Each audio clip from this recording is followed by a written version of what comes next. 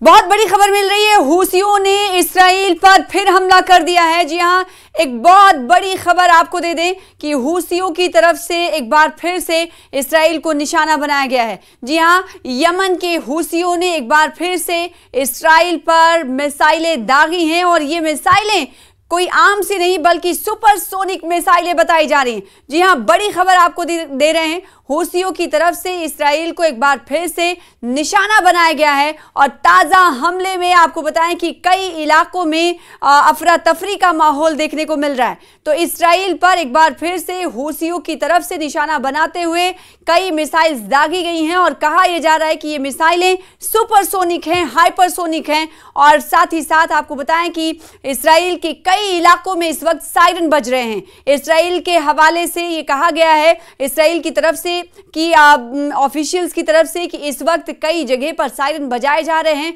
क्योंकि लोगों में खौफ व दहशत है। और एक बार फिर से होम फ्रंट कमांड की सलाह दी गई है, यानी लोगों को सुरक्षा समेत तमाम उपकरणों का सहारा लेने की अपील की गई है। यानी लोगों से कहा जा रहा है कि आप बंकर्स में चले जाएं, जहां जहां पर आपके छिपने के लिए और अच्छी व्यवस्था है वहां पर आप रहें, मोहतात रहें। ये इस्राइल में इस वक्त चल रहा है। तो बड़ी खबर आपको बता रहे हैं कि यमन के हूसियों ने एक बार फिर से मिसाइलें दागी हैं और इस वक्त इस्राइल के कई जगह पर सायरन बजाए जा रहे हैं और ये सायरन बार बार बजाए जा रहे हैं क्योंकि ताकि जो लोग हैं वो सतर्क रहें, मोहतात हो जाएं और इस वक्त अपनी सुरक्षा को, अपनी सिक्योरिटी को उनकी तरफ से भरपूर तरीके से देखा जाए, इसलिए सायरन बजाए जा रहे हैं। और हूसी ऐसा कहा जा सकता है कि मान नहीं रहे हैं, लगातार इस्राइल को उनकी तरफ से निशाना बनाया जा रहा है। आपको बताएं कि IDF यानी इस्राइल डिफेंस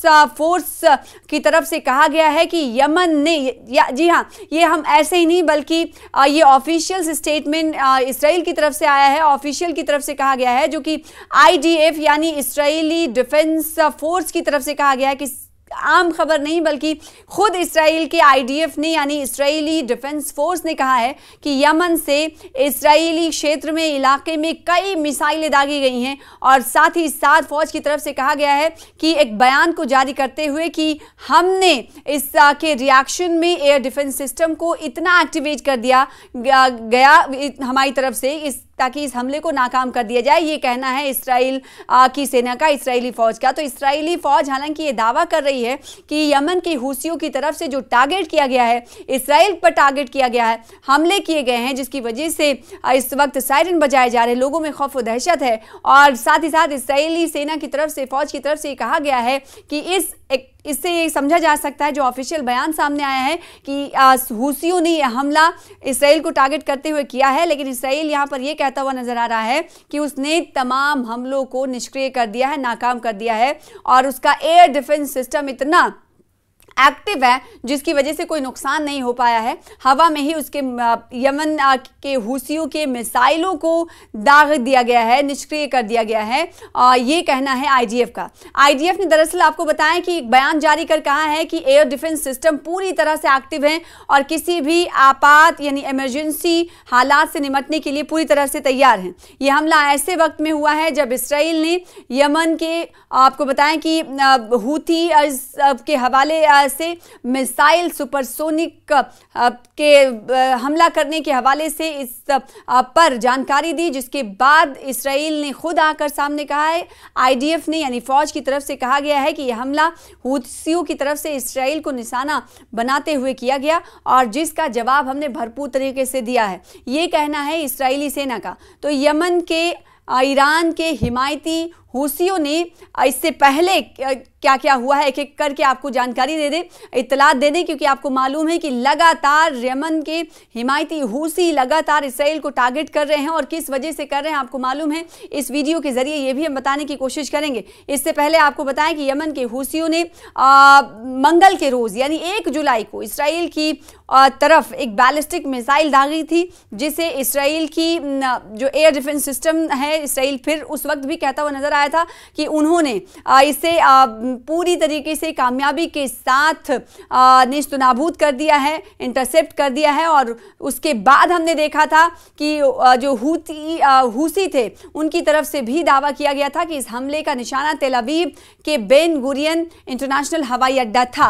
और साथ ही साथ इस हमले में उस वक्त कहा गया था कि कोई जानी नुकसान या फिर माली नुकसान की खबर नहीं है, लेकिन इसराइल के साउथ और मिडिल जो इलाके थे वहां पर हवाई हमले के सायरन उस वक्त भी देखे गए। तो कहा यह जा सकता है कि लगातार हूसी एक्टिव हैं और इसराइल को निशाना बनाया जा रहा है। और इस पर आपको बताएं कि इसराइल की तरफ से भी बयान सामने आ जा रहा है, ऑफिशियल बयान, यानी आधिकारिक तौर पर इसराइल इसे एक्सेप्ट करते हुए नजर आ रहा है। हालांकि इसराइल ये कह रहा है कि जब हूसी इसराइल को टारगेट कर रहे हैं तो उसमें किसी तरह का नुकसान नहीं हुआ है। और साथ ही साथ जब 1 जुलाई को इस जो इंटरनेशनल हवाई अड्डा है उसे निशाना बनाया गया हूसियों की तरफ से, उस पर भी इसराइल ने बयान जारी करते हुए कहा कि ये जो वाकया था, ये ताज़ा जो हमला 1 जुलाई को इसराइल की तरफ से किया गया था, उसने इलाके में कशीदगी को बढ़ा दिया है, तनाव को बढ़ा दिया है। और साथ ही साथ इसराइल ने कहा कि जवाबी कार्रवाई हम जरूर करेंगे।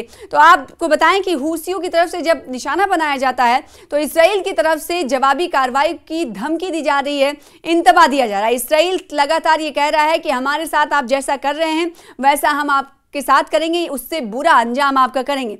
और कैसे, कहां कहां क्या हमला हुआ है, लगातार हम आपको वीडियोस के जरिए बता रहे हैं कि इस वक्त इन जगह, इन मकामात पर क्या कुछ चल रहा है। आईडीएफ ने साथ ही आपको बताएं कि जो 1 जुलाई को मंगल के रोज जो हमला किया गया था इसराइल की तरफ से, उस वक्त क्या कहा था वो भी आपको बता दें। उस वक्त कहा गया था कि यमन से एक बैलिस्टिक मिसाइल लॉन्च की गई थी, जिसे उनकी जो उन्नत वायु रक्षा प्रणाली है जिसमें एरो 2 और एरो 3 इंटरसेप्टर शामिल हैं, उन्होंने बीच में ही उसे खत्म कर दिया, इंटरसेप्ट कर दिया। साथ ही साथ हूसी जो फौज है उनके जो तर्जुमान है याह्या सारिया, उन्होंने भी दावा किया है। उन्होंने क्या दावा किया है इस वीडियो के जरिए आपको बताएंगे। उन्होंने दावा किया है कि पैलेस्टाइन 2 नामक हाइपरसोनिक जो मिसाइल था उसका हमने इस्तेमाल किया था, यानी इसराइल पर जो हमने हमले किए, मिसाइलें दागी थी, उसमें कौन सा मिसाइल शामिल था, कौन से मिसाइल का सहारा लिया गया, ये कहा गया है हूसियों की तरफ से।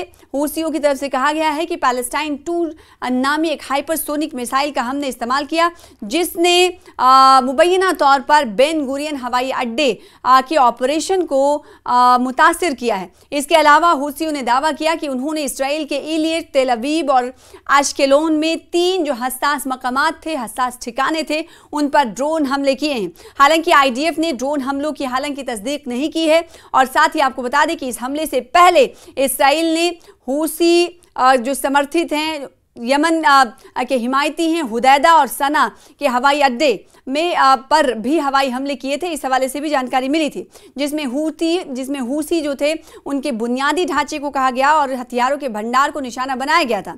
हूसियों ने इन हमलों को गजा में फिलिस्तीनियों की हिमायत में अपनी कार्रवाई बताया, जो अक्टूबर 2023 में इसराइल हमास के जंग शुरू होने के बाद से उनकी हिकमत अमली का हिस्सा रहा है। साथ ही साथ इसराइल की तरफ से जवाबी कार्रवाई के तौर पर दूसरी तरफ अगर बात करें तो इसराइल के डिफेंस मिनिस्टर की तरफ से कहा गया है, इनका नाम है इसराइल कार्ड्स, उन्होंने कहा है कि हमले के बाद कड़ा रुख अपनाते हुए कहा है, चेतावनी दी है कि हमने तेहरान में सांप के सिर पर अटैक किया और अब हम यमन में भी हूसियों पर कार्रवाई करेंगे। तो यानी हूसी इसराइल को अगर निशाना बना रहे हैं तो इस तरह का बयान इसराइल की तरफ से आ रहा है। डिफेंस मिनिस्टर की तरफ से कहा जा रहा है कि हमने तेहरान में सांप के सिर पर अटैक किया और अब हम यमन में भी हूसियों पर कार्रवाई करेंगे। तो एक तरह से कहा जा सकता है कि इसराइल धमकी दे रहा है कि हमने जिस तरीके से हश्र तेहरान में किया था वैसे ही आपका हश्र करेंगे और उसी तरीके से हम दिखाएंगे कि हम क्या कर सकते हैं।